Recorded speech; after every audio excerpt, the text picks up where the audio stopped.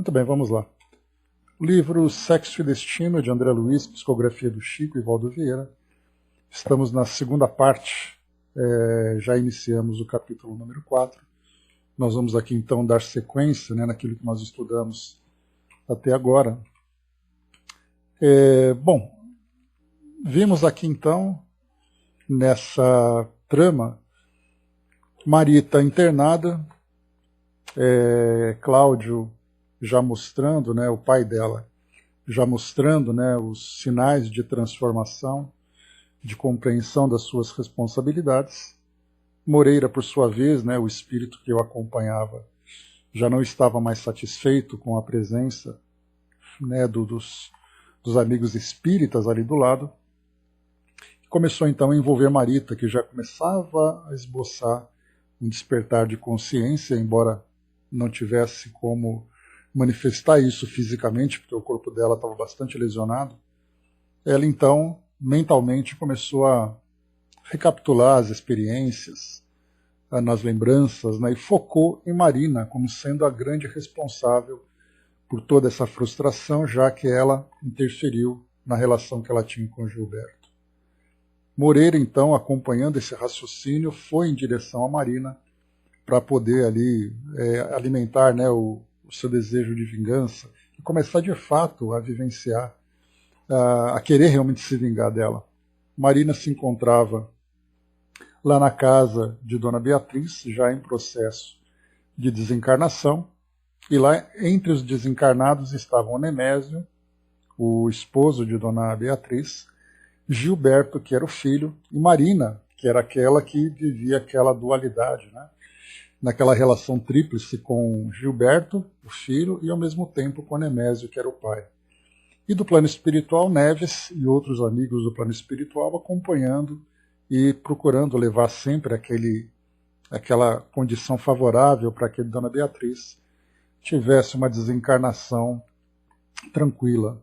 Moreira, então, chegou até aquele local, e André Luiz já tinha se antecipado também, chegando até lá, prevendo que o Moreira chegaria. Ele chegou acompanhado com mais 4 espíritos, todos eles na mesma faixa vibratória, para que pudessem atacar Marina, para que pudesse se vingar dela por tudo aquilo que ela tinha feito contra Marita. No momento então em que ele a atingiu, Marina se sentiu ali mal, e uma das senhoras que fazia parte daquela comitiva de auxílio e de amparo ali para Dona Beatriz, solicitou a André Luiz para que ele retirasse Marina daquele ambiente, porque assim tirasse aqueles espíritos daquele ambiente, e para que pudesse trazer exatamente ali aquela harmonia para aquele momento. E ali então a grande lição que nós tiramos desse momento foi que essa senhora, ela não tinha ali o objetivo de escorraçar aqueles espíritos que chegaram, como aconteceu com Neves, que ele sim gostaria assim de expulsar todos aqueles espíritos daquele local. Mas essa senhora pediu para que tomasse providências para que esses irmãos fossem afastados, porque ela compreendia que a presença deles naquele local tinha ali eles estavam na condição de credores, cobrando algo que eles entendiam que era do direito deles. Então, portanto, ela não se via no direito de expulsá-los dali, porque a própria lei de causa e efeito fez com que eles se aproximassem daquele ambiente. Então, principalmente se concentrando em Marina, mas que pudessem ser afastados para que a desencarnação acontecesse de um modo mais tranquilo. André Luiz, então, elaborando ali uma estratégia, fez com que Marina sentisse aquele desejo, fosse induzida naquele desejo de ir para um quarto descansar, porque assim ela saindo, e ela sendo o foco da desarmonia, aqueles espíritos acompanhariam. E aí então, naquele momento, Moreira começou a conversar com André Luiz sobre a culpa dela, que André Luiz devia apoiá-lo, e aí então, procurando demover Moreira desse sentimento de vingança, André Luiz disse que a presença dele ali não era para proteger Marina, mas para que pensasse que Marina era filha de Cláudio e irmã de Marita, e prejudicando Marina, os outros dois também seriam prejudicados. Então, com essa estratégia, André Luiz fez com que o Moreira, então, afastasse aqueles 4 irmãos que estavam com ele e ele ficasse ele sozinho, mas ainda assim, sempre com aquele sentimento, com aquele desejo de atingi-la, né? E aí, então, para que André Luiz, então, procurasse mudar a posição dele de defensor e se tornasse um aliado, Moreira começou a fazer com que Marina pensasse em Marita. E a partir do momento em que ela começasse a pensar, revelaria então os seus verdadeiros sentimentos, as suas verdadeiras ideias.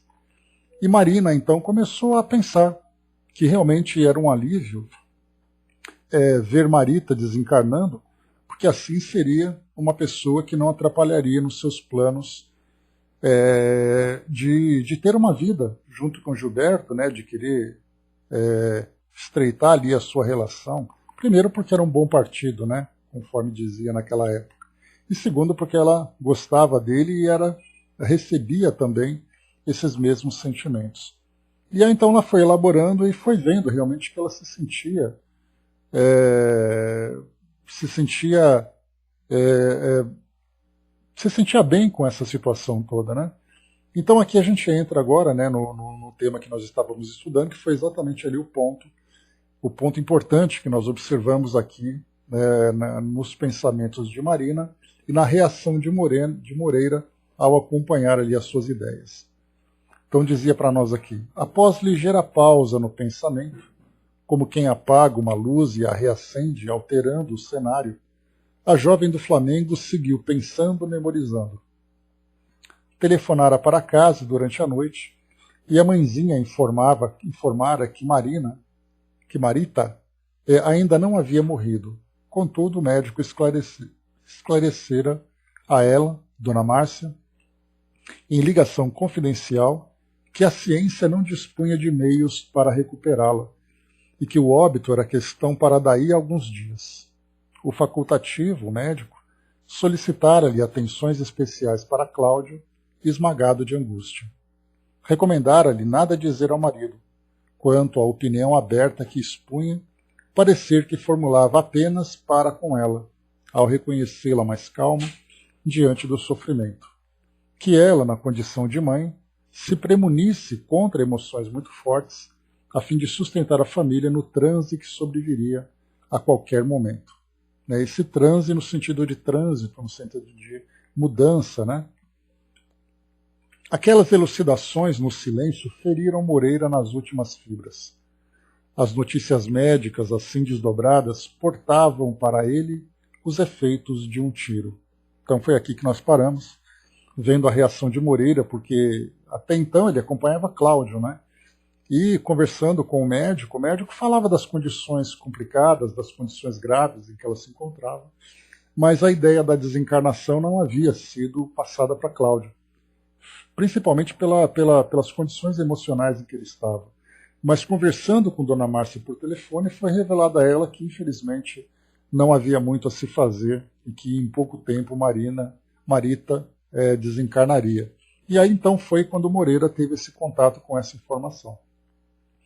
Ela, então, desencarnaria. Não se resignava à ideia de perder Marita no plano físico. Ela, inconscientemente, despendia recursos fluídicos que se casavam com os dele, fornecendo-lhe sensações de euforia, robustez. Retirava dela os estimulantes mentais que lhe vigorizavam a masculinidade, tanto quanto se valia habitualmente de Cláudio, para viver sobre a terra como qualquer ser humano. Então aqui também é interessante a gente ver nessa relação entre os espíritos e os encarnados, nessa relação mais estreita, especialmente daqueles espíritos que ainda desejam viver nas experiências do dia a dia aqui do mundo cotidiano. E para isso, então, eles se vinculam aos indivíduos que podem oferecer para eles as ideias, as sensações e até mesmo participar das experiências do cotidiano. Então é um indivíduo que vive sua vida trabalhando, ganhando seu dinheiro, participando dos seus momentos de lazer, das suas dos momentos em que ele satisfaz ali os seus vícios e tudo mais, nas mais variadas situações, e espíritos que desejam ainda viver essas mesmas experiências, né? Então, por isso, quando nós falamos em influência espiritual e nós pensamos na ideia da obsessão, é importante nós fazermos uma diferença, já que a obsessão nós temos ali um motivo especial para que o espírito então se vincule a uma pessoa desejando prejudicá-lo. Enquanto que a influência espiritual, ela acontece muito mais por afinidade de interesses. E a partir do momento em que esse interesse deixa de existir, o espírito então busca outra pessoa que possa satisfazer. Então aqui vai dizendo para nós, né, que o Moreira, ele, com Cláudio, ali na manipulação, é como se ele estivesse, né, como nós vemos hoje, num jogo de videogame, em que um jogador controla um personagem fazendo aquilo que para ele é interessante. Nesse caso é uma manipulação mental, em que ele vai induzindo o encarnado a fazer as coisas que interessam para ele. Inclusive ali, né, ele pode induzir alguém a arrumar uma confusão no ambiente onde ele esteja, porque a confusão, aquele ambiente para ele é satisfatório. E aquele encarnado cedendo a essa indução, acaba fazendo, né, com que os dois vivenciem uma experiência que para ambos acaba tendo ali uma satisfação, como nós já vimos com Cláudio. E aí Cláudio, então, quando ele começa a apresentar essa transformação, ele rompe também essa conexão com Moreira, mas ele acaba encontrando em Marita, aquela que começou durante ele mesmo, já na condição de pré-desencarnante, digamos assim, começando ali a alimentar as ideias, né, de ódio pela irmã, por tudo aquilo que ela fez, esse tipo de sensação para Moreira acaba trazendo satisfação. Mas nós vamos encontrar ali Marita, Cláudio e Moreira, uma relação entre esses espíritos que nós ainda não conhecemos, mas é uma relação que data do passado, que não é algo que aconteceu ocasionalmente numa simples influência espiritual, mas é realmente uma relação mais estreita entre esse espírito e esses encarnados. Então vamos lá. Essas sensações, interessante ele colocar aqui, né? Euforia, robustez, masculinidade, tudo isso fazia com que Moreira se sentisse cada vez mais vivo, entre aspas, dentro do ambiente terreno. Entre a frustração e a inconformidade, designou Marina com um nome chulo e justificou-se diante de mim quanto à determinação de puni-la. Infantilizado, colérico, bradou que nós ambos víamos juntos o regozijo com que cismavam no infortúnio da outra, que eu não lhe podia negar a frieza de sentimentos, que a minha palavra apoiasse a dele, em momento oportuno, que eu lhe servisse de testemunha. Então, nessa discussão, é como se ele dissesse assim, né, interpretando essa cena, né? Você está vendo o que ela está pensando? Você está vendo como ela se comporta? Você vê que ela não sente nada pela irmã dela? Então ele começa a jogar para André Luiz essas argumentações, e claro, né, com nomes chulos e tudo mais, pedindo que André Luiz o apoiasse, que ele não ficasse nessa condição de passividade dentro da visão de Moreira, diante daquela que ele julgava como sendo criminosa. Marina, porém, continuava meditando, aclarando qual se aditasse espontaneamente impressões marginais ao tema que Moreira lhe propusera. Amava a Gilberto, sim, apenas a ele. Descobriria recursos para desvencilhar-lhe de Torres, pai. Então, quer dizer, ela já estava tramando uma forma de terminar a relação com o pai para poder ficar exclusivamente com o filho. Quanto mais corria o tempo, com maior segurança afiançava a si mesma pertencer ao rapaz. Anelava desposá-lo, ser-lhe a mulher em casa e a mãe de seus filhos. Aqui a mulher em casa e mãe de seus filhos era exatamente aquela configuração daquela década, né, de décadas passadas, né, em que a mulher, né, tinha ali quase como uma cultura dentro da nossa sociedade, ser a dona de casa, enquanto que o marido era aquele que era o provedor, né? Mas as coisas mudaram, né? No entanto, quando o esboço do lar futuro se lhe configurou na imaginação, o meu interlocutor arremeteu-se contra ela e bramiu. Você nunca será feliz. Você matou sua irmã. Assassina. Agredida sem que me fosse permitido protegê-la, porquanto a minha interferência isolada se fazia desaconselhável, isso porque se André Luiz interferisse de alguma forma, certamente ali Moreira se voltaria contra ele, né? Então não teria muita coisa para se fazer. Então seria desaconselhável, a benefício dela mesma, a jovem experimentou-se invadida de estranho mal-estar. Aquelas incriminações percutiam-lhe fundo, qual se alguém lhe varasse o pensamento. Ofegou em desassego. Então as agressões de Moreira e as acusações tiveram repercussão sobre ela. Então aquele pensamento tranquilo, aquele pensamento de aparente tranquilidade que ela demonstrava pela condição de Marita, né, e os planos que ela fazia, de repente houve uma mudança, porque daquela tranquilidade ela começou a apresentar esse desassossego, né, pelas acusações, porque ela começou realmente a se sentir culpada por isso. Começou a refletir acerca de Marita sob novos aspectos, estabelecendo confrontos. Inutilmente esgrimia ideias, tentando impugnar o remorso que se lhe infiltrava na consciência.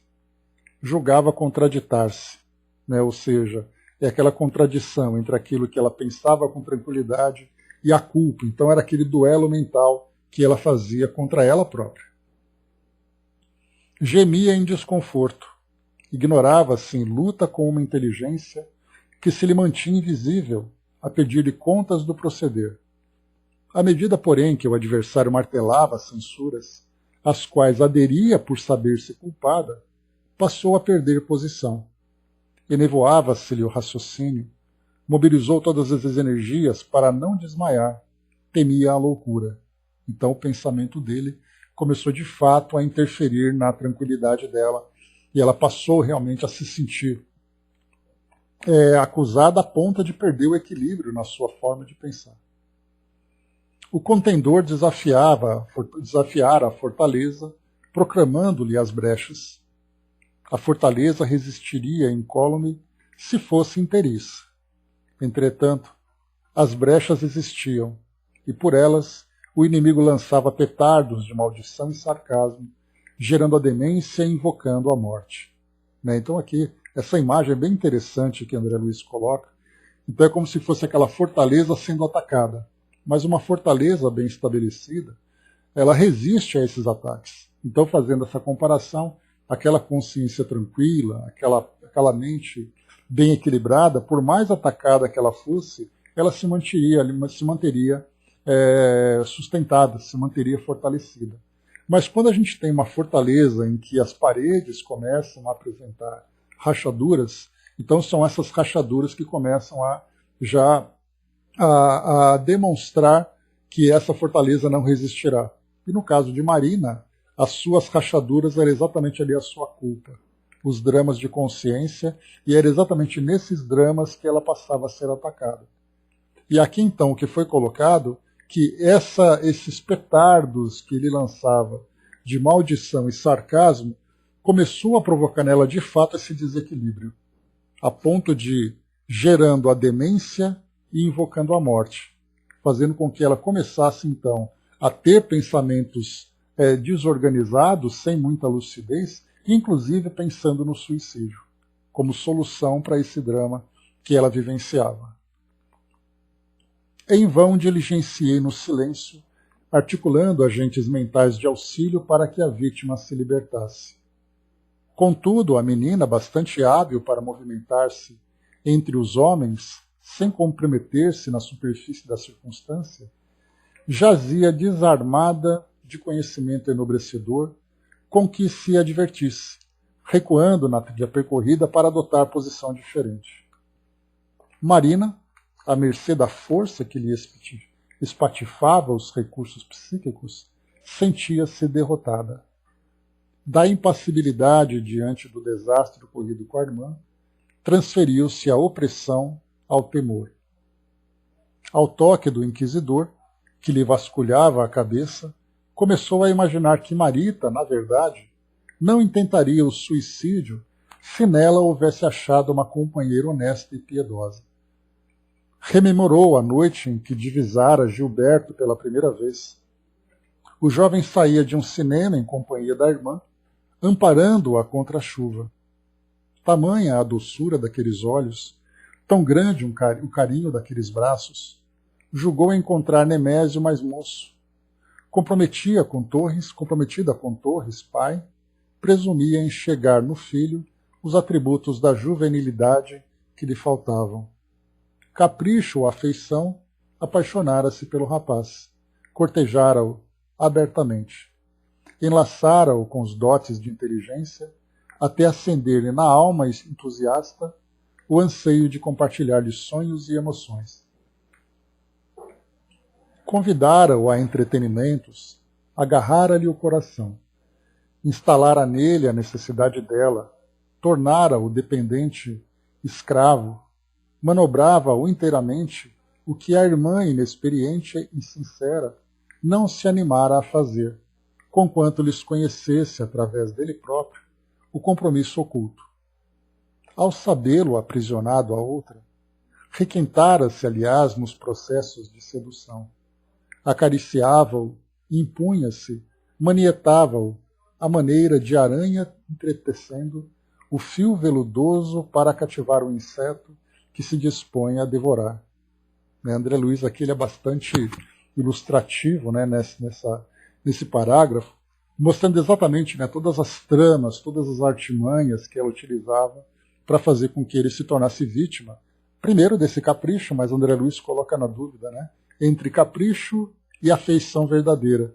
Mas pelo que a gente percebe, era realmente o interesse que ela teve em se satisfazer. Perante o libelo do juiz inesperado, perguntava-se pela tranquilidade própria.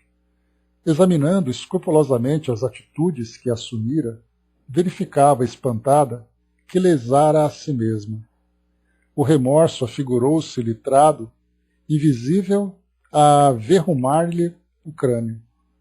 Lágrimas abundantes lhe subiram do peito aos olhos, lembrando jorros de água que a broca somente consegue arrancar, ao subsolo, ao tatear lençóis mais fundos.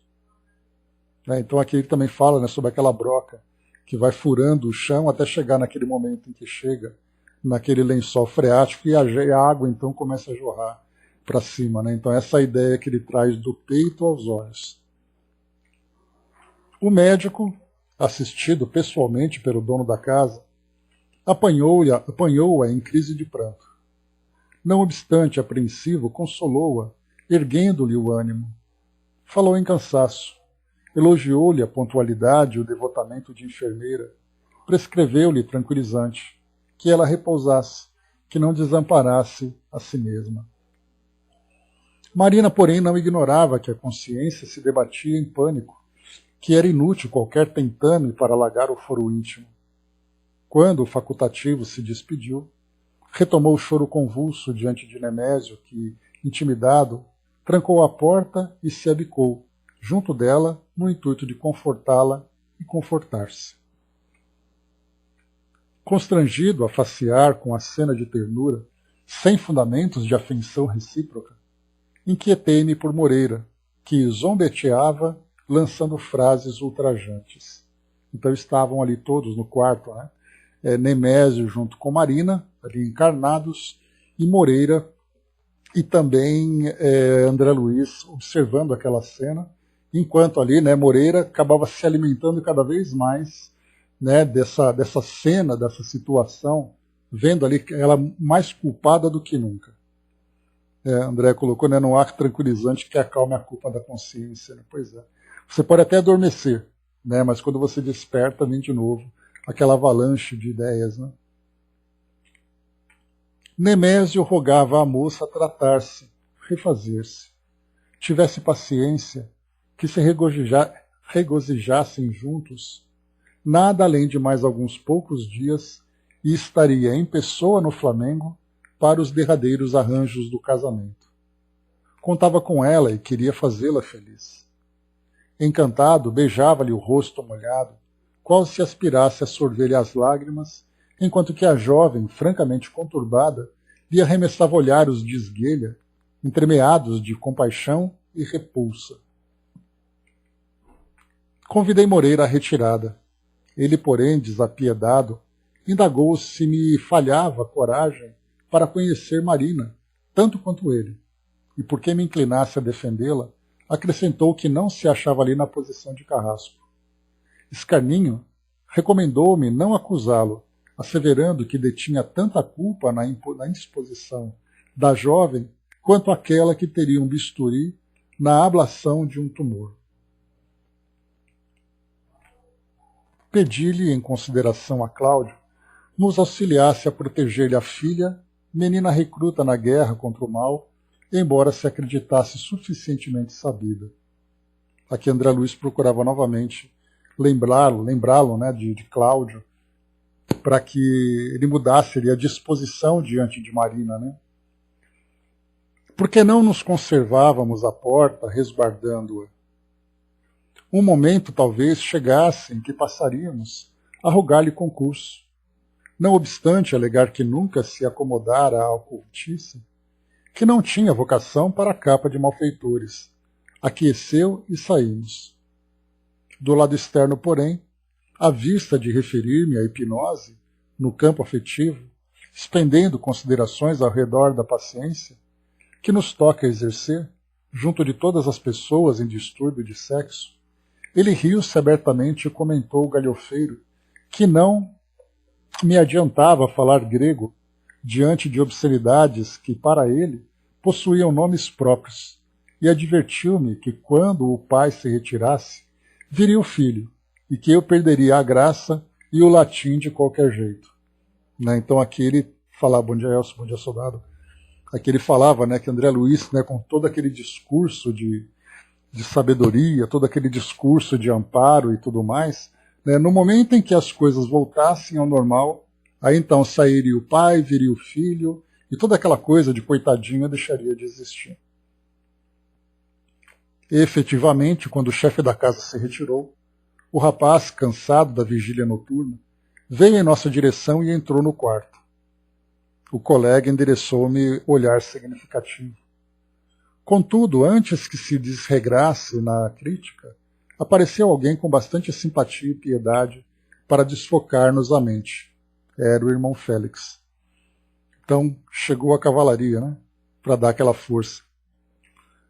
Através da expressão, dava-me a perceber que se inteirara de todos os sucessos em curso. No entanto, abriu os braços para Moreira, a afeição do pai que reencontra o filho. O amigo, que volvera ao desequilíbrio sentimental por sua vez, reconheceu-se invadido por eflúvios regenerativos e recordou, sensibilizado, o primeiro encontro em que o benfeitor lhe solicitara colaboração para Marita e enterneceu-se. Félix, sem um gesto que lhes probasse a deserção, apelou para ele com absoluta confiança. Ah, meu amigo, nossa Marita! E ante as indagações do interlocutor, que o tratava como de igual para igual, esclareceu que a menina piorara. Dores agudas lhe mortificavam o corpo. Afligia-se fatigada. Desde o momento em que ele, Moreira, se afastara, tudo indicava que a pobrezinha entregara em regime de carência. A sofredora criança necessitava dele, esperava por ele, a fim de aliviar-se. Ante as frases sinceras que o atingiram no fundo, o ex-assessor de Cláudio acudiu, incontente, regressando em nossa companhia para o hospital, onde realmente a moça se estirava em situação lastimável. 4 horas haviam escoado, modificando-nos a tela de serviço. Angelina colocou o enredo da experiência desses espíritos, é de um compromisso muito forte, né? Pois é, né, Angelina? A gente vai mais para frente aqui conhecer um pouco mais sobre como essas coisas, como essa trama se deu, né, como tudo aconteceu, e a gente vai ver realmente ali a profundidade da relação entre esses espíritos. Então 4 horas haviam escoado, modificando-nos a tela de serviço. Averiguamos que o pedido de Félix não se alicerçava num artifício piedoso. Escorada por Telmo, que lhe insuflava energias, Marita não lhe assimilava a influência com tanta segurança. Sem qualquer propósito de censura, é lícito registrar que faltava entre eles aquela harmonia necessária às crenas das rodas de engrenagem determinada, num plano de sustentação. Telmo, rico de forças, apoiando-a, lembrava um sapato novo e precioso em pé doente. Cedendo lugar ao recém-chegado que o rendeu, pronto verificou-se de imediato alguma desopressão. Marita ajustou-se mecanicamente aos cuidados que Moreira lhe oferecia. Ainda assim, a peritonite instalara-se dominante. Aumentaram o mal-estar. Então aqui também um ponto interessante, né? Com relação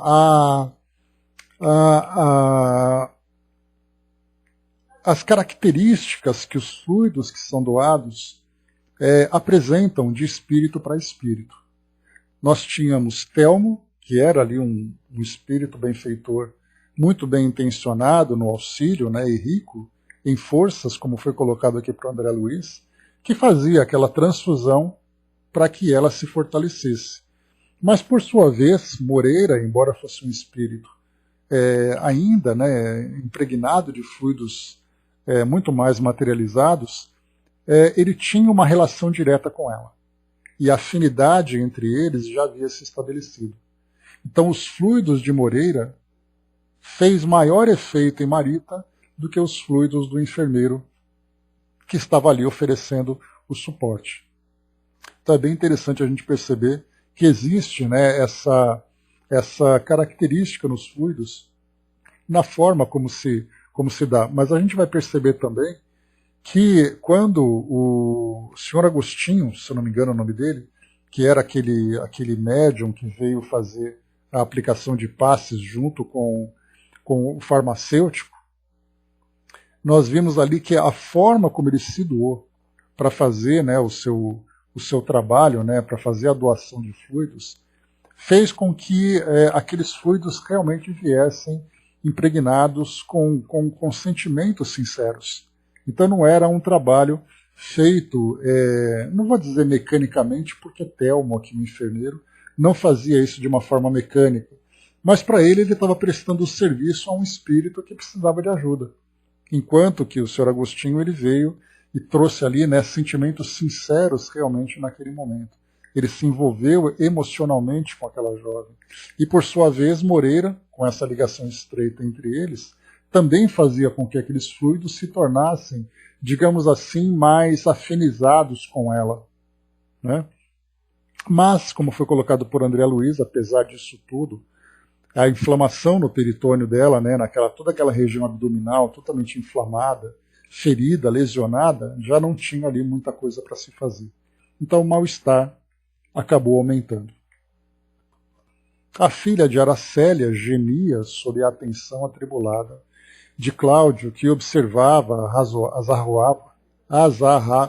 azorragado de sofrimento íntimo. Entretanto, agora, o ex-vampirizador do Flamengo encontrava enorme diferença.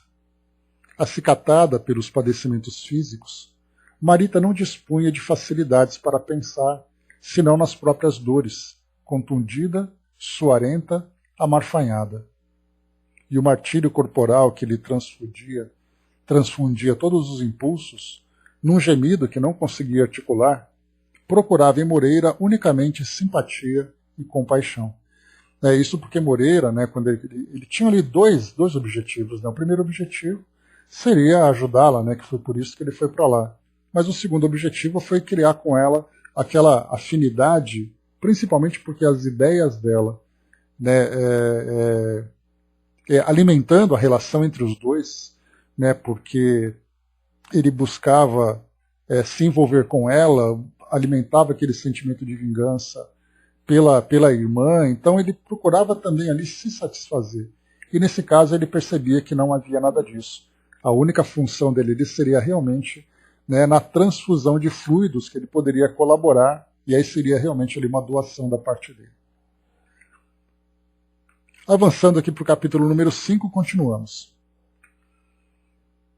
No entardecer do dia imediato, enquanto seguíamos de perto a crescente renovação íntima de Cláudio, que por algumas vezes já conseguira se entender com Agostinho, aquele senhor, né, adquirindo mais amplos recursos de cultura espírita, a filha de Aracélia repousava sob o patrocínio de Moreira, que se reconfortava ao identificar o resultado compensador do próprio esforço.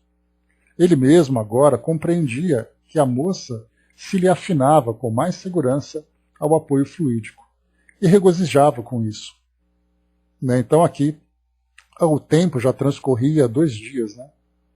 Então aconteceu aquele encontro naquelas 8 horas da noite, passava ali toda a manhã quando ela sofreu o acidente, passava ali toda a noite anterior, então já estava ali para o 2º dia com essa agonia toda. E aqui Moreira, vendo ali o resultado do seu trabalho, ele se sentia feliz com isso, apesar ali da sua condição de um espírito ainda muito ligado ao mundo material. A providência divina abençoava o lavrador bisonho, propiciando-lhe a ventura de contemplar os grelos promissores das primeiras sementes do bem que ele plantava. Então o lavrador bisonho, é bem interessante aqui essa figura que André Luiz apresenta para nós, que ele, apesar de ser ali uma pessoa muito, muito chucra, digamos assim, no propósito em que ele se encontrava, de um espírito assistente daquele trabalho, ele foi abençoado pela providência divina de ver que o trabalho dele, embora um trabalho muito simples pela sua condição, ele então mostrava resultados positivos e ele se sentia bem com isso. Se algo distante do posto, durante alguns minutos, a jovem, cujo corpo espiritual se revestia de inexprimível suscetibilidade, em vista do desgaste físico, passava a gemer, denotando sofrimento agravado, para calar-se em súbita calmia, tão logo o sustentador retomasse a posição. E que bacana, Então, ela realmente ali se sentia muito bem perto de Moreira e ele percebia isso. Moreira sentia-se útil, orgulhava-se, encontrava motivos para conversar conosco, permutando impressões.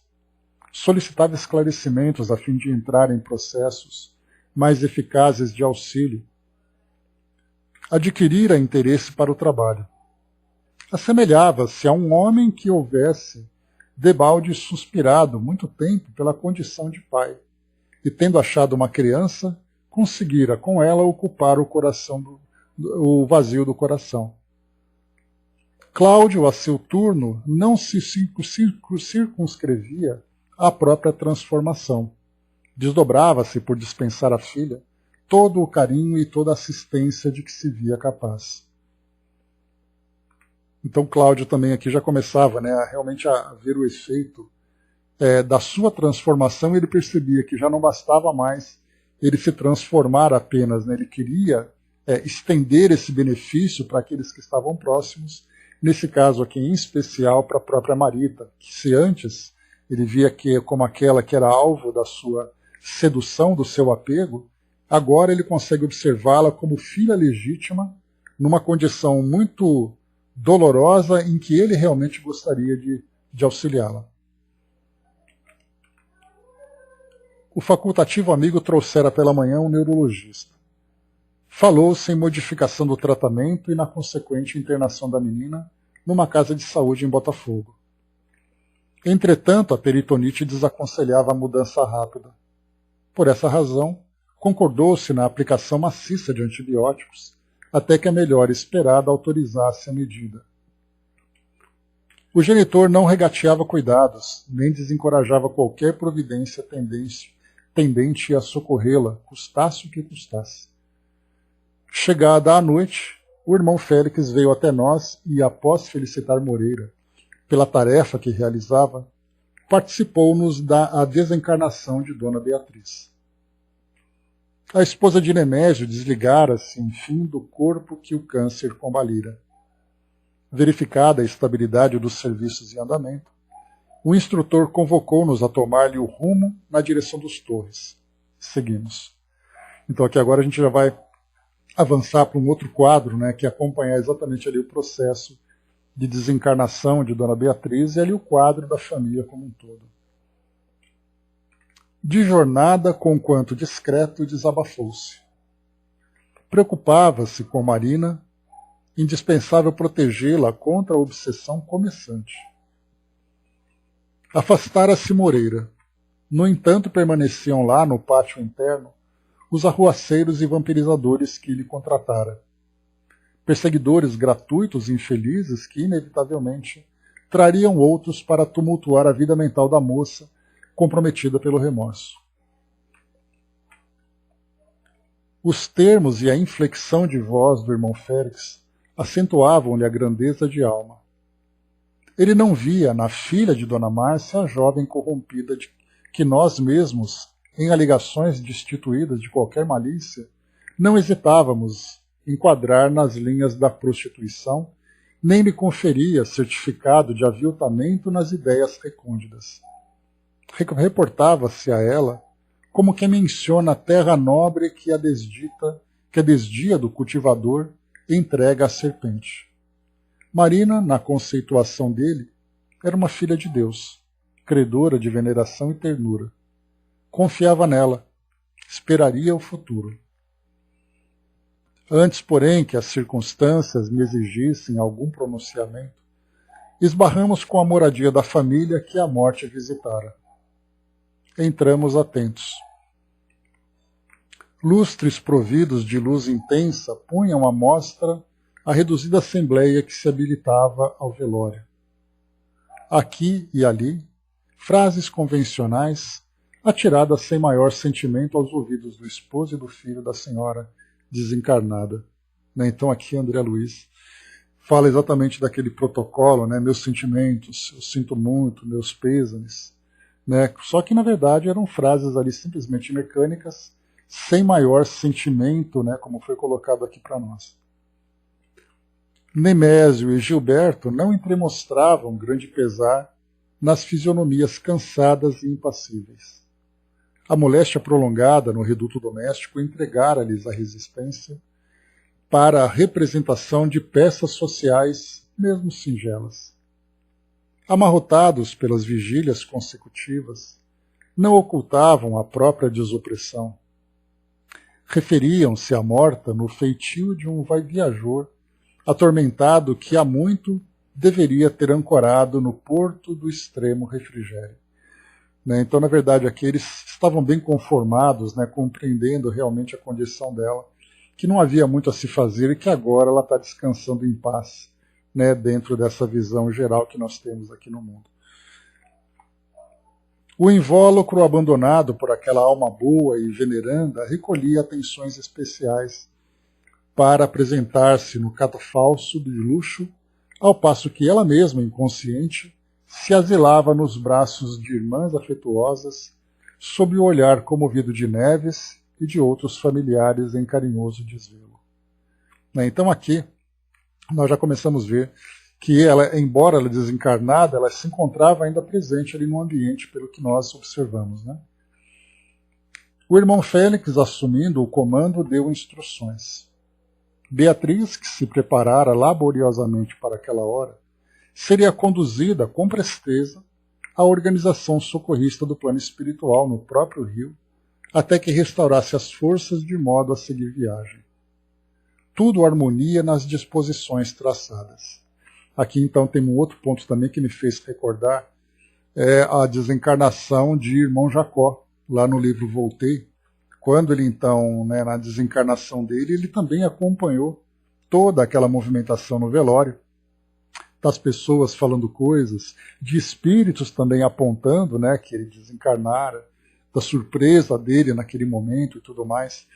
E aí então a gente vai lembrar aqui que espíritos que são merecedores recebem então ali o auxílio do plano espiritual, ficando ou inconscientes nesse momento da desencarnação, como até mesmo uma providência intencional para evitar que ele receba o impacto das emoções das pessoas que estão próximas, ou mesmo sinta ali aquela indiferença que acontece dentro desses ambientes por muitas pessoas, ou ao mesmo tempo fazendo com que se crie uma barreira vibratória para que ele não seja afetado também por essas mesmas vibrações.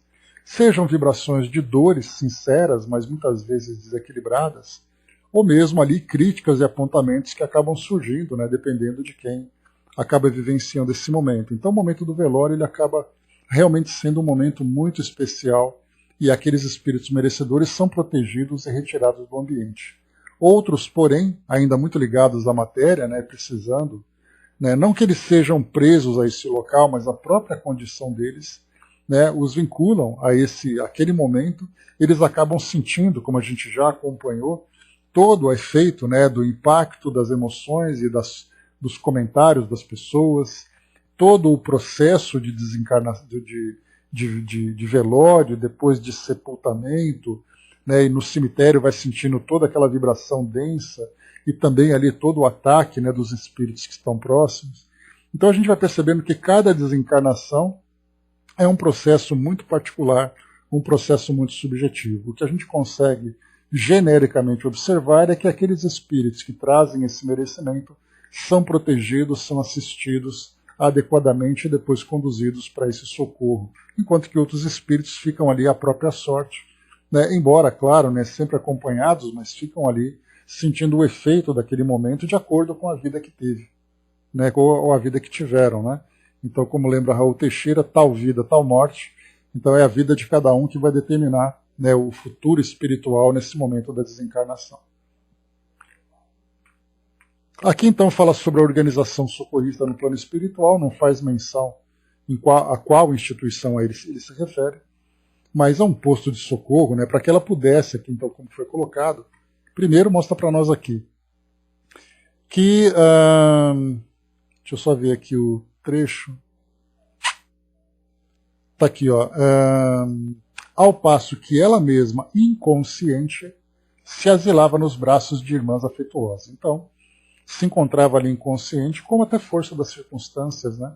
O processo de desencarnação dela foi um processo demorado, o corpo físico, né, foi perdendo ali as suas energias, e naturalmente, pela influência que o corpo físico exerce sobre o espírito, então é muito natural que o espírito também acompanhe essa mesma condição. Né? Depois aqui embaixo nós temos: entretanto, quando o triste retrato físico de Dona Beatriz foi trazido ao estrado de repouso em que se lhe improvisara, Marina apareceu em pranto de compulsão. Chorava, tocada de dor sincera e inexprimível.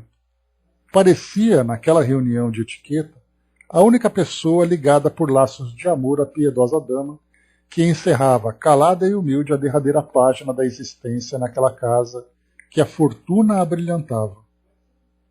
Ao fitar aquele corpo hirto, caiu de joelhos em lágrimas copiosas. Invejou aquela cujo último sorriso de complacência ali se estampava sereno, qual se estivesse satisfeita por deixá-la no lugar que ocupara durante tantos anos, ao pé de um esposo que a enganara sempre. Ah, Dona Beatriz, Dona Beatriz! As palavras soluçadas escampavam daquele peito juvenil, como se quisessem traçar uma longa confissão. Acercamo-nos da moça no propósito de auxiliá-la. Entretanto, Félix considerou que o desafogo lhe faria bem. Marina, fatigada de insônia e desgastada pela ação dos obsessores que lhe exauriram as forças, sentia medo. Contemplava o envoltório desencarnado de Dona Beatriz através das lágrimas, refletindo nos segredos da morte e nos problemas da vida. Se a alma sobrevivia ao corpo, pensava inquieta, de certo que a senhora Torres vê-la-ia agora sem o mínimo subterfúgio. Certificar-se-ia de que ela fora ali, não a enfermeira espontânea, e sim a mulher que lhe dominava o esposo e o filho. Atemorizava, rogava-lhe entendimento, perdão. Que diria aquela boca silenciosa para ela se pudesse falar, depois de auscultar a verdade? Beatriz, porém, naquele instante, conduzida ao refazimento, jazia inacessível às complicações da sociedade terrestre. E em lugar dela, era o próprio remorso que se lhe alteava na imaginação, acusando. A mágoa da jovem provocava simpatia nos circunstantes e despertava, tanto em Nemésio quanto no filho, novos motivos de atração. À frente do choro pungente, Ambos fitavam-na enternecidos, exprimindo reconhecimento nos olhos, cada qual desejando nela a companheira ideal para casamento próximo, sem a menor suspeita quanto às convicções um do outro. Naquela mesma noite, assinalei a falta de Dona Beatriz no ambiente caseiro. O afastamento da filha de Neves e dos amigos espirituais que lhe frequentavam a companhia deixara a vivenda qual praça desarmada de quaisquer recursos que lhe garantissem a ordem. Então aqui a gente começa a perceber que Dona Beatriz, embora naquela condição, né, naquele processo de desencarnação, embora naquele sofrimento todo, a presença dela fazia com que todos da família ficassem focados nas necessidades imediatas dela, né? Assim como também a própria presença dos espíritos que estavam dando assistência já eram também ali, né, uma proteção para o ambiente. Então eles estavam ali, apesar de fora da residência, cada um vivendo a sua vida do seu jeito, dentro da casa como se fosse ali um oásis de tranquilidade, mas é interessante, uma tranquilidade provocada pela dor, né, da perda da Dona Beatriz, da perda que viria pela doença terminal que ela apresentava. Agora não. Agora a Dona Beatriz já não é mais o foco de atenção deles, embora os sentimentos ali, né, neles ficassem vivos, né, o sentimento dessa dolorosa separação, mas já não havia mais proteção espiritual na casa. Eles estavam ali, cada um vivendo a sua vida, com essa liberdade para cada um viver a sua vida, e agora de um modo muito mais intenso, porque se Nemésio se encontrava preso a Dona Beatriz, contendo seus sentimentos na relação com Marina, agora ele se via livre para atingir aquele objetivo. Só que no momento em que ele tomava iniciativa para alcançar esse desejo de se relacionar com ela, se complicaria mais ainda a relação dela com o filho, porque agora sim ela se via presa a dois homens, cada um ali com seus objetivos. E ali então, sem qualquer proteção dos espíritos amigos. O soldado colocou aqui, né, é uma linguagem poética, né, de uma beleza que não se encontra mais, né? Dizem que o choro purifica a alma, né? Talvez o sofrimento saia pelas lágrimas, né? E a necessidade mesmo, né, de junto com o choro vem a reflexão, né, vem ali as lembranças e tudo mais. Transcorrido algum tempo sobre o velório em si, vagabundos desencarnados tiveram acesso livre. O nível dos pensamentos descambou para a conversação libertina. Nem mesmo a dignidade que a morte infundia ao recinto foi acatada. Relatos jocosos irromperam, suplementados pela chacota dos próprios anetudistas. Um dos presentes comentou entusiasta os espetáculos debochados de que fora testemunha em recente viagem ao estrangeiro, suscitando o interesse de vampirizadores que ouviam as narrações, seduzidos pela tentação de repeti-los na versão deles próprios. Aqui também a gente vai ver, lá naquele mesmo trecho, né, de Irmão Jacó, em que ele observava nas rodas que se formavam no velório, né, os assuntos que eram tratados. E aí então piadas, comentários, né, a gente vê bastante isso, né, em velório, né, que a gente começa a encontrar com familiares que não via há muito tempo, né. Então na minha família, por exemplo, a gente só encontra aqueles parentes que não se via há muito tempo em época de velório, né. E aí então, claro, né, vem aquele momento de lamentação e depois vem a conversação para falar sobre a família, sobre os interesses pessoais e tudo mais, né. E aqui a gente está vendo exatamente isso. O nível dos pensamentos, repetindo aqui o parágrafo, só para a gente poder visualizar esse quadro na nossa mente, né? O nível dos pensamentos descambou para a conversação libertina. Nem mesmo a dignidade que a morte infundia ao recinto foi acatada.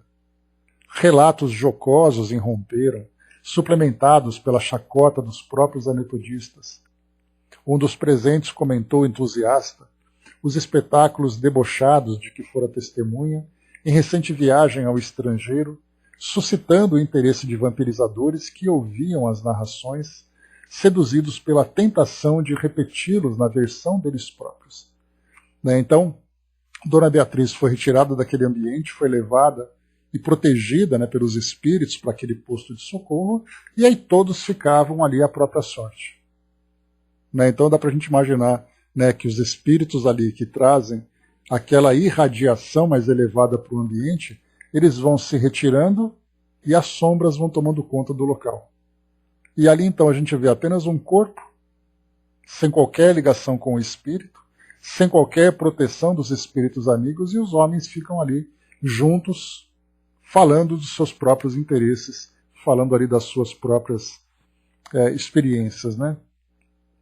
O nível dos pensamentos nos aspectos moral e cultural, digamos assim, sem dúvida.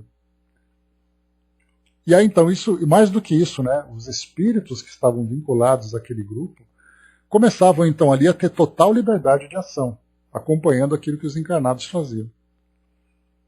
Não contentes, por fim, com os licores aristocráticos, desde muito guardados nos armários da família, beberrões encarnados e desencarnados impeliram Nemésio à encomenda telefônica de vinhos e uísques, rapidamente gorgolejados por gargantas sequiosas. O irmão Félix, prevendo a leviandade, recomendara se aplicasse à maratona desencarnada recursos anestesiantes, a fim de que se lhe mantivesse o isolamento do silencioso festim praticado em nome da solidariedade afetiva perante a morte. Os derradeiros afeiçoados de Beatriz no plano espiritual se retiraram discretos e nós mesmos não tivemos outro recurso senão largar a residência à alta madrugada depois do socorro à Marina, relegando os despojos da nobre senhora às grossas nuvens de emanações alcoólicas que instalavam por toda a habitação atmosfera dificilmente respirável. Olha só o quadro que André Luiz relata para nós. Né? O que é, né, a gente vê aquilo que acontece no plano físico e o que é aquilo que a gente percebe também no plano espiritual. Aquele momento sagrado, né, em que as dores precisam ser compreendidas, respeitadas, porque basta a gente lembrar um detalhe importante, que embora nós vejamos aqui Dona Beatriz sendo levada para aquele posto de socorro, né, com todo o amparo, com toda a tranquilidade, a gente vai lembrar Cartas de uma Morta, né, em que a mãe do Chico, ela então, no momento da desencarnação, embora fosse um bom espírito, ela sofreu muito no plano espiritual, mas o sofrimento dela foi pelo fato de se separar da família, do medo que ela tinha, né, da angústia que ela tinha, de deixar a família desencarnada, desamparada, as crianças sem a mãe. Então ela teve uma desencarnação amparada e merecedora, porque ela tinha essa condição, mas ela intimamente sofria muito. E Dona Beatriz, vendo a família desamparada, vendo a família ficando sem ela, porque a gente lembra que a desencarnação ela não provoca dor apenas nos encarnados. Ela também provoca dor nos desencarnados, porque eles também se separam dos entes queridos, né? Embora a gente saiba, né, que eles estão sempre presentes, eles não podem mais interagir com eles da forma como se fazia anteriormente. Então a dor é múltipla, né, entre os dois planos. Mas aqui Dona Beatriz ela se encontrava nesse processo de reequilíbrio, né, de amparo que ela precisava. O soldado colocou, né, dá até medo ouvir o título desse livro, poderia ser talvez Cartas de um Espírito. Não, pois é, soldado, eu cheguei a comentar sobre isso quando nós lemos, né, nós fizemos o estudo dele recentemente, né, nessa nossa jornada de estudos do Chico, que esse livro ele é um livro riquíssimo de informações e de ensinamentos, mas ele é um livro muito pouco estudado exatamente pelo título, né, Cartas de uma Morta, né, então a gente chegou até a sugerir também alguns títulos aqui, para ver se ele, de repente, se tornasse mais atraente, né, mas era ali a proposta da época, mas infelizmente poucas pessoas conhecem. E nós tivemos o privilégio, e a oportunidade e o privilégio de conhecer. Muito bem, então aqui, somente no dia seguinte, acabados os funerais, voltei do hospital ao Ninho dos Torres, onde a filha de Cláudio se demorava. Telefonemas diversos entre mãe e filha examinavam a nova situação. Dona Márcia reclamava o regresso. Nemésio desejava que a secretária lhe amparasse a moradia. Ele próprio, em dado momento, chamou Dona Márcia pelo fio, solicitando-lhe concessões, que Marina permanecesse orientando as servidoras que lhe atendiam a casa. Mais algumas semanas e tudo se aclararia satisfatoriamente. Grande Flecha, grande abraço para você, querido. Muito tempo, hein? Que bom que você apareceu. Continuando, vamos lá? A senhora Nogueira, honrada com a gentileza, não vacilava a confiar. Aqueceu lisonjeada, feliz. Em cada frase que o chefe lhe deitara de longe aos ouvidos, pressentia a aliança de Nogueiras e Torres pelo casamento entre os jovens. Marina, entretanto, explorada nas próprias energias pelos agentes da perturbação que Moreira lhe pespegava, definhava no leito. Trancara-se no quarto. Doía-lhe a deslealdade que cultivava incessantemente diante da filha de Neves. Culpava-se pelo desastre que arruinara Marita, a quem não tinha coragem de visitar ou rever. Ela, que se vira até então vitoriosa em todas as partidas, sentia-se derrotada, a feição de contendor, arredado da arena pela própria imperícia. Chorava, ouvia vozes, declarava-se perseguida por vultos estranhos, fugia de todos, enfadada, nervosa. Se recebia Nemésio ou Gilberto, caía em crise de pranto que os conselhos não moviam e nem os medicamentos conseguiam sedar. Escoados 5 dias de apreensões, Nemésio telefonou para Dona Márcia com mais clareza, rogando-lhe permissão para um atendimento pessoal no Flamengo na manhã seguinte. Informado de que o chefe da família, Nogueira, não poderia afastar-se do hospital, insistiu que a interlocutora para que lhe acolhesse a visita. Marina andava abatida. Tensionava levá-la a Petrópolis. Mudança de ares, renovação de paisagem. A menina tombara em prostração à face dos sacrifícios que lhe exigira a esposa morta. Pretendia homenagear-lhe a dedicação com a permanência de alguns dias no clima serrano, mas para isso estimava ouvir a família fazer planos. Dona Márcia, aspirando a expor respeitabilidade familiar, indagou se Gilberto iria também, como que temendo acumpliciar-se em alguma ligação indesejável e prematura entre os jovens. Nemésio, porém, apaixonado bastante pela moça, não era capaz de penetrar a sutileza da esposa de Cláudio, que assim se exprimia no intuito de fazer-se passar diante dele por severa guardiã das virtudes domésticas. E a senhora Nogueira, aguardando Gilberto para genro e ignorando a intimidade entre a filha e Torres pai, não atinava em toda a extensão com aquele efusivo atestado de garantia moral que Nemésio automaticamente lhe oferecia, pedindo-lhe confiança.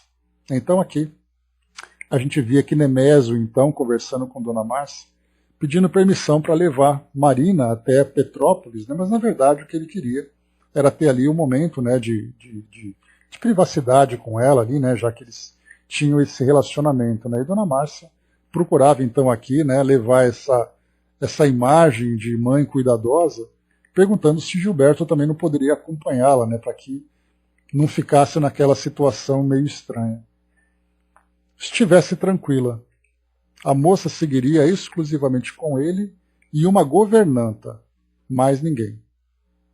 Então a presença da governanta já trouxe ali um clima mais tranquilo. Dona Márcia louvou a medida, agradeceu.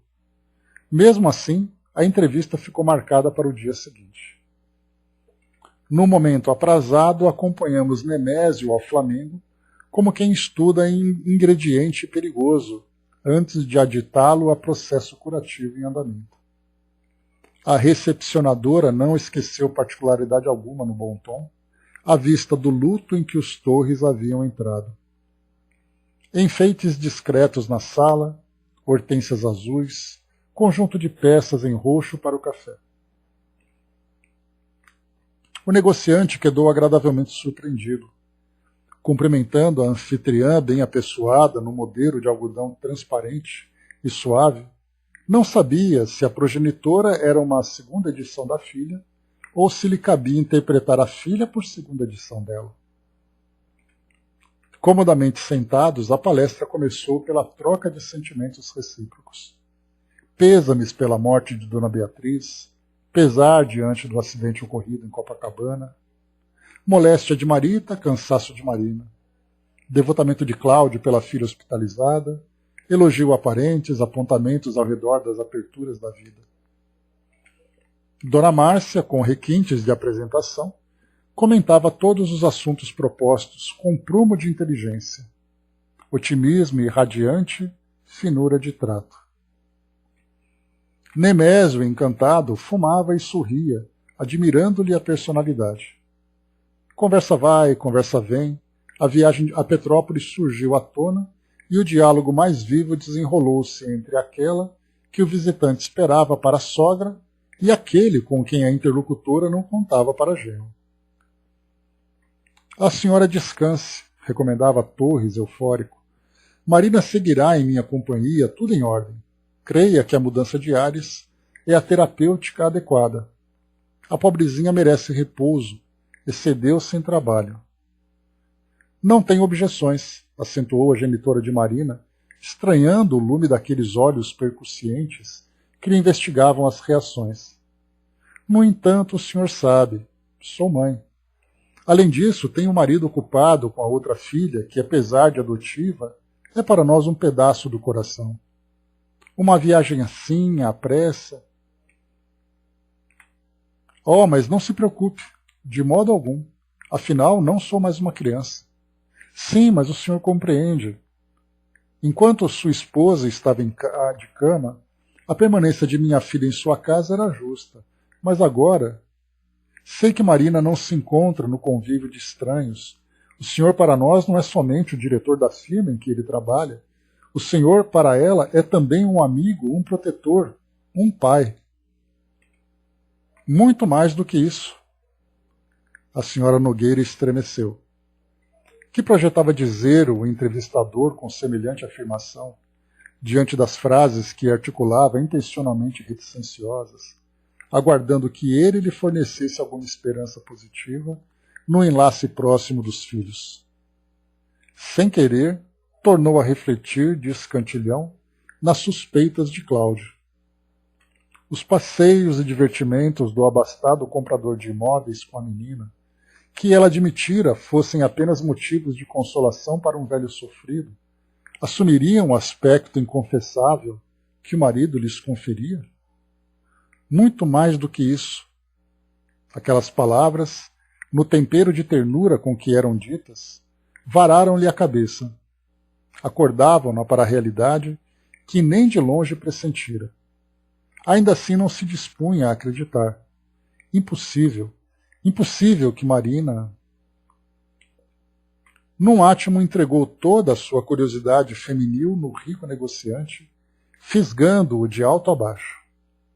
Excessivamente humana para não entrar em jogo, para não examinar o jogo em que se encontrava sem conhecer exatamente a posição que lhe competia na defesa do próprio interesse, descobriu no viúvo, que supusera arcaico e patriarcal, atrativos marcantes, suscetíveis de impressionar favoravelmente qualquer moça desprevenida.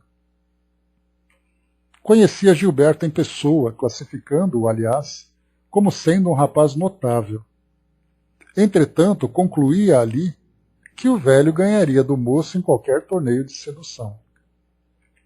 Ela, que se orgulhava de experiências avantajadas em matéria de ligações afetivas, receava agora.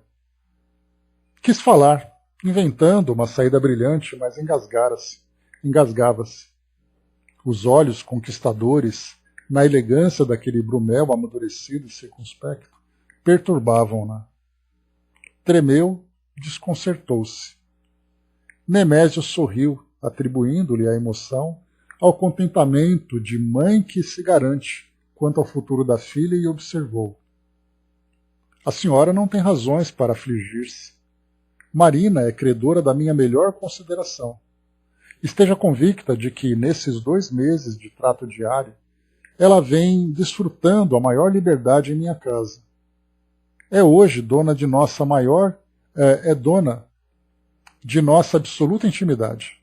Estou certo de que a senhora é dama de nossa época, sem clausura e sem preconceitos. Não se agastará desse modo ao saber que Marina, em meu lar, faz o que quer, gasta o que quer, dorme onde quer, sem que ninguém a incomode. Antes aqui da gente continuar, né? Chegou para nós aqui. Muito obrigado pela participação. Aqui vem para nós, então, aqui uma comunicação tratando, né, do momento do velório. Né? Vamos ver aqui a experiência desse irmão que participa conosco. Obrigado novamente. Morte. Era a hora de ouvir esse som. A vida se foi e a saudade daquela criança ficou. Maria João de Deus, olha só. Meu Deus. Obrigado pela participação. Ah, sim, você trouxe o trecho aqui, né? Tá. Vamos lá, então. Morte, era a hora de ouvir esse som. A vida se foi e a saudade daquela criança ficou. Risos guardados e escondidos não mais existiam. Irmãos separados e destroçados pela saudade de cada um. A dor de uma mãe triste e penitenciada a sofrer vendo seu filho, sofrer sem chorar. Juntos em conversas, fora do corpo, ele se acendia em alegria. O romper de tantos corpos separados, silenciando calados, sem gritar na dor que sofria. Ah, que vontade de estar com ele, e ele comigo, mas ela não poderia mais. O momento de ontem não era mais a situação do depois, e assim se foi.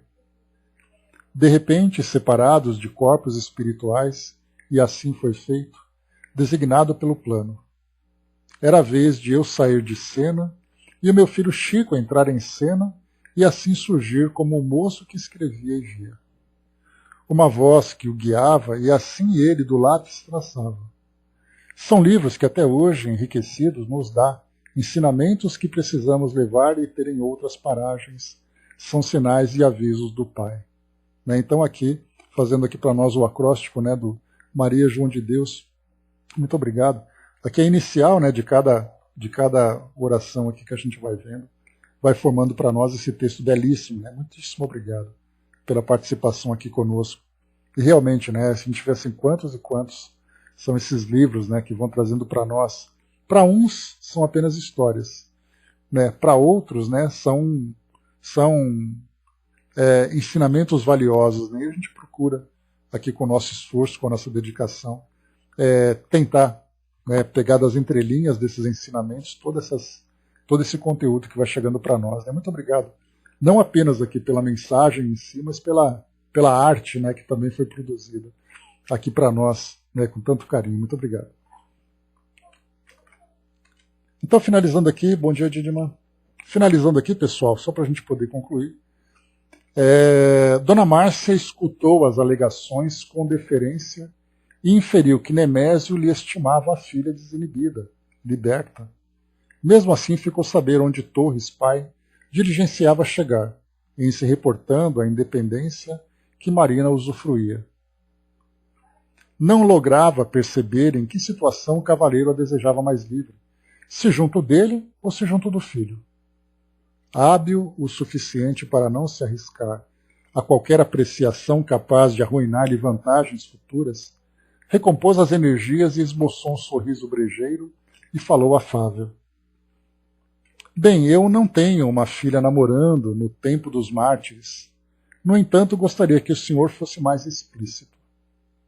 E aqui depois, então, né, a gente continua aqui depois com o nosso texto, nesse diálogo, né, para a gente não estender demais, porque aqui agora a gente entra nesse ponto em que ela pede para que o Nemésio, né, o senhor Torres, fosse mais claro com relação aos interesses. Né? Então, nesse momento em que ela sai um pouco daquelas convenções e daquele cuidado, ela então solicita clareza nas colocações dele.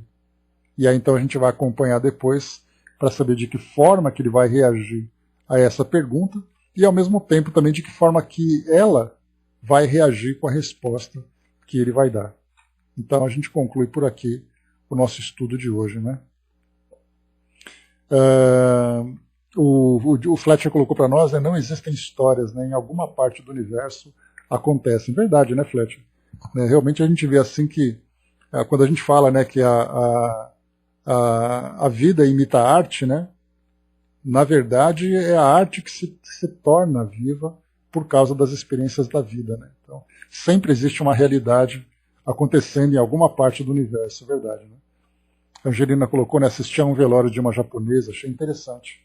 A família e amigo participavam cantando músicas lindas e eram alimentados com frutas. Né? Bacana, né, Didimo? Né, Angelina? Né, o soldado lembrou aqui também que os velórios ocidentais são bem diferentes.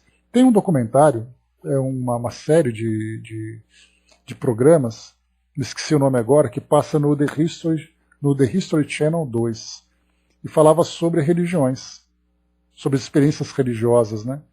E num desses episódios eu me lembro que falava sobre a Índia, de que modo que a Índia lidava com tudo isso. E eles mostravam, né, não sepultamentos, mas aquelas incinerações que aconteciam à beira ali do rio Ganges, né? E era interessante a descrição que ele colocava. Então, as madeiras que eram vendidas ali para a incineração dos corpos. Quem tinha dinheiro comprava madeira nobre, quem não tinha comprava madeira simples. E o cheiro daquele local, um cheiro insuportável que ele descrevia.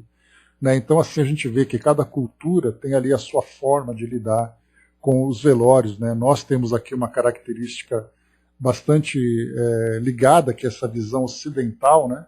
Mas a gente vai no Oriente, na África, vai ali na Ásia, né? Na Índia mesmo. Né? Então, temos ali situações